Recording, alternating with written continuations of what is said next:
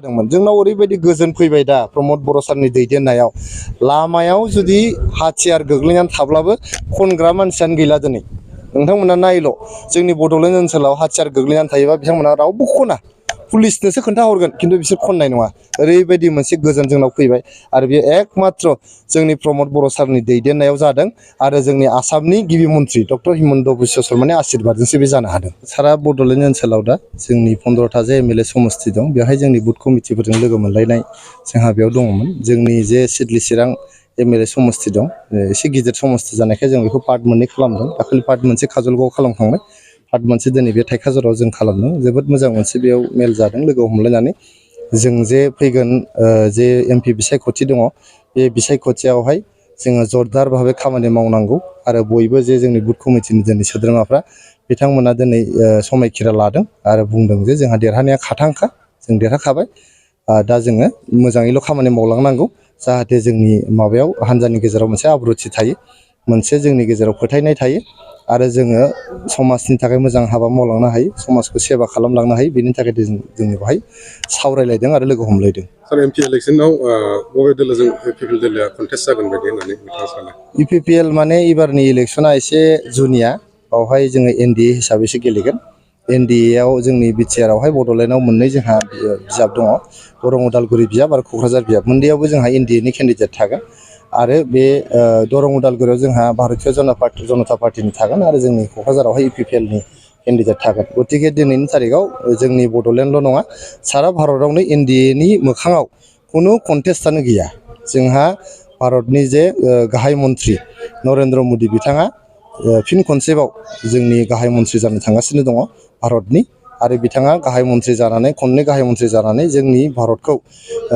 माने 5थि बयनिफ्रायबो धोनिसिन हादोर बानायबाय। दानिया 3थि खेबनि थाखाय बिथाङा गाहाय मन्थ्रि जानानै जोंनि भारतखौ 3थि बयनिफ्रायबो धोनिसिन हादोर बिथाङा बानायनो होननानै समायखिरा लादों। ओंखायनो जोंनि बे मोननैबो जे बियाब दङ दरं उदालगुरि आरो क'क्राझार मोननैखौबो जोङो नरेन्द्र मदि सारनो हरनानै जोंनि जे जौगानाय जोंनि स्कुल कलेजफोर जोंनि इउनिभारसिटि जोंनि दाथाय गासिबो मोजां खालामना लानायनि सुजुग सुबिदाखौ जोङो आदाय खालामनानै लाबोगोन। दस्रा राजनीतिक दोलोनि मानसिफ्रा माबा केन्डिडेटखौ फोसावो नाथाय इउपिपिएलनि केन्डिडेटखौ फोसावनाय दाबो नुनो मोनाखै। जों दानो मानो फोसावनो जोंहा दाबो बिसायख'थियानो फोसावाखै बिसायख'थि फोसावबानो जों लगे लगे फोसावगोन। जायफ्रा गावसोरखौ जेनगोन बायदि मोनदों बिथांफ्रा हयथ' खरदर जागासिनो दङ। जोंनाव अबस्से बिटिआरआव बेबायदि फोसावाखै बिपिएफआबो फोसावाखै कंग्रेसआबो फोसावाखै जों इउपिपिएलआबो फोसावथ'वाखै। जोंना सावरायनानै कर कमिटिनि मोनसे मिटिं जानांगौ दं बे कर कमिटिनि मिटिं जाखालिनो बे जोंना थिरां जागोन आरो जोंनाव खुनु माने बेबायदि बादा बादि गैया। जोंनि कर कमिटिया जोंनि जे मानगोनां चिफ सार दङ प्रमद बर' सार मन्त्रि इउजि ब्रह्म सार एमपि रोनग्रा नार्जारि सार आरो डिपुटि चिफ गबिन्द बसुमतारी सार बिथांमोना ज' जानानै सावरायनानै जै दिनखालि थिरां खालामनानै नैबे मानसिया गेलेनांसिगौ होनना बुंबानो बिजाथिखौ फोसावनाय जागोन। आरोबाव बिजाथिनि बाथ्रा नङा जोंनि हानजा बा एनडिएआसो गेलेगोन नालाय बिजाथिया जायखियानो जाया मानो बे देरहानाया खाथां। नाथाय जोङो बेराफारसे नुदोंदि बिपिएफ आरो कंग्रेसआ जोङो ससियेल मिडियायाव भाइरेल जाबाय थादों बे मोननैजों बिसोरो जथायै गेलेगोन होननानै। आं सिगाङावनो बुंखादों बिथाङा बै बड'लेण्डआव मास मोननैसो खारखोमानानै थादोंमोन जे जोंनि हाग्रामा महिलारि सारा बे खारखोमानाय समावनो बिथाङा दिल्लीयाव दङमोन। दिल्लीयाव थानाय समाव बिथाङा राहुल गान्धीखौ लोगो हमदोंमोन। राहुल गान्धीखौ लोगो हमनानै राहुल गान्धीनि जे स्ल'गान दंमोन माने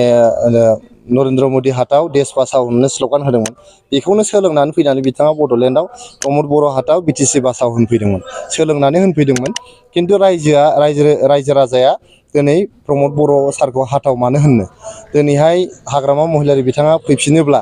बिथाङा मा जोंनि होनाय जे अनसाय बिथांखि बेखौ दाननो नागिरदों नामा? गियान सोरांखौ बिथाङा दाननो नागिरदोंमोन। माइनाव सोरां बिथांखिनि आन्दाराव सेल्फ हेल्प ग्रुपफोरनो 75,000 होनायखौ बिथाङा दाननो नागिरदों नामा? जों जे अरुनदय होबाय अरुनदयनि 1250 थाखाखौ बिथाङा दाननो नागिरदों नामा? बिथाङा 17 बोसोर सरकाराव थानानै बिगासेबो हा रावनोबो होलांनो हायाखै। जोङो दिनै 1,06,000 बोसोरथाम सरकार थानायाव बोसोरसेखौ जों मावनो हायाखै। कर'ना दंमोन लकडाउन दंमोन जों बोसोरसे मावनो हायाखै। बोसोरनैयावनो जोङो 1,06,000 न'खरफोरनो हानि फाट्टा होनो हादों। दा बे हानि फाट्टाखौ बिथाङा दानफिननो नागिरदों नामा?